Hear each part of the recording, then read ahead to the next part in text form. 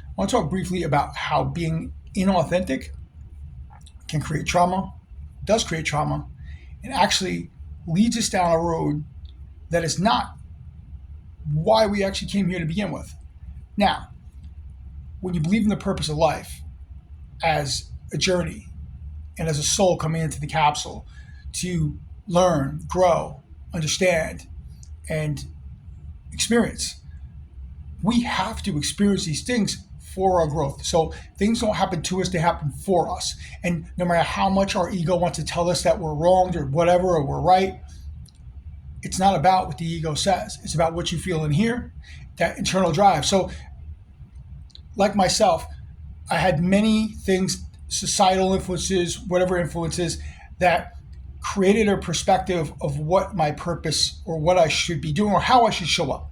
Meaning I couldn't be the way I wanted to be normally in my comfort places because the people around me, for whatever reasons, did not appreciate or did not want that. And for whatever the reasons are, it doesn't matter.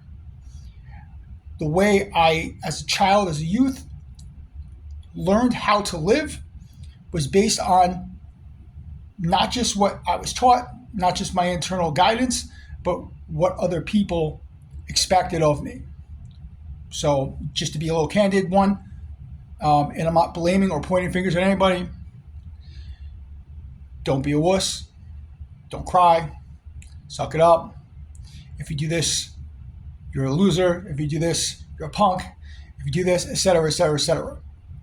So if what feels authentic to you and natural to you is crushed by the people around you or the things around you, well, it's going to lead to some trauma, emotional, whatever. What tends to happen at that point is we start living a lie. We become someone who we want to be accepted, who we expect is to be accepted by other people. And while it's great to feel comfortable with people around us and to live up to expectations of others, they don't matter. Even if they feel like the most important thing in the world, they do not matter more than your truth and authenticity. And I hope that everybody finds a point in their life where they no longer care about what other people think and are no longer triggered by what people think, because the trigger is something to be healed. Okay, if there's something that shows up inside of you when someone reacts a certain way or acts a certain way, whatever you see, your response is your responsibility. Maybe we don't know where it came from. Maybe we don't have to know where it came from, but we know it's there. And so finding ways to heal that is part of the journey. It's part of why you're here. It's part of why we're here. When we deny that authenticity, we deny the absolute truth as to why we're actually living in this world, in this time, and being in the person and the situation that we're in. I understand not everybody has the same challenges, and some have more difficult challenges than others. And while that may be true, the solution is the same. We have to heal to grow. And we have to deal to heal. If we don't want to deal with our problems, then we won't heal. And the ego does a good job of making us feel better. And it will lie to us all day long, just so we can walk the street and not feel the pain that's inside of us. Now, fast forward, let's say 15, 20 years, you're doing something that you hate every day, but you have to do it or you're expected to do it. It's all a belief system, it's all a perception. And at any time, you can change that perception. And once you change that belief system and perception, all of a sudden you're like, why am I here? I don't need to be here. And all you got to do is step into a new person, a new persona, a new way of being. But it's not easy. Your ego will fight to the very last second to keep you where you are, because that's what it does. And it takes a lot of courage to go against the grain, because look, you can't please everybody, and somebody is always going to have something to say.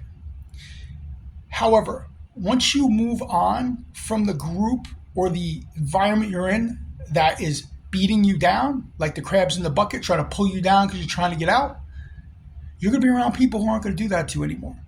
And I know, because we're like, wow, these value systems and these beliefs are like, whoa, you got to stick to this. You don't. Look, we're all family. This entire planet's all family. We all live our own individual journey and what's important to us and to our highest good. That's it. And when we leave this planet, all we did for ourselves and the people around us is all that they will care about. No one's going to talk about who you voted for. No one's going to talk about what car you drove. They might, but really think about it. Does it matter? No. And I'm not saying not to have beliefs or to have wants and desires. What I'm saying is that what we place value on will be where we live. So when we have pain at times, a lot of it is because we haven't dealt with these emotions or these feelings. Because look, the way you feel, look, if I were to droop my posture and I'm sad, look at how I just slouch forward. Imagine living in that dismal way for 30 years every day, angry, releasing all these hormones and making your tissues just more inflamed and aggravated. Yeah, they're going to fight back. And if we're living in fight or flight, which most of us do, and it's very simple to get out of fight or flight, you got to be willing to do it. And it's a technique. It's just a breath technique that allows you to drop and turn the nervous system off. Fight or flight means basically you live in your life fighting. Even if you're running from fear. So it's fear-based. And when you keep people in fight or flight, you control them. Now, some people are going to go, don't tell me I'm controlled. Listen, if this doesn't resonate with you, then it doesn't. And that's all you have to do is just ignore it. And we have to choose to ignore things that don't make us feel good. And the more we ignore things and what that feel good, acknowledge that things don't make us feel good, right? Then we can focus on what makes us feel good, because we're only here to create. And when we get dropped into here and we're circulating around everybody around us, we develop perceptions that can make us feel terrible. So I invite you to ask yourself, find one place in your life that you feel is inauthentic to who you are. And as scary as it might be, as tough as you might think it is, find one strategy, just one, start with one, to change that perception, not for anybody else's sake,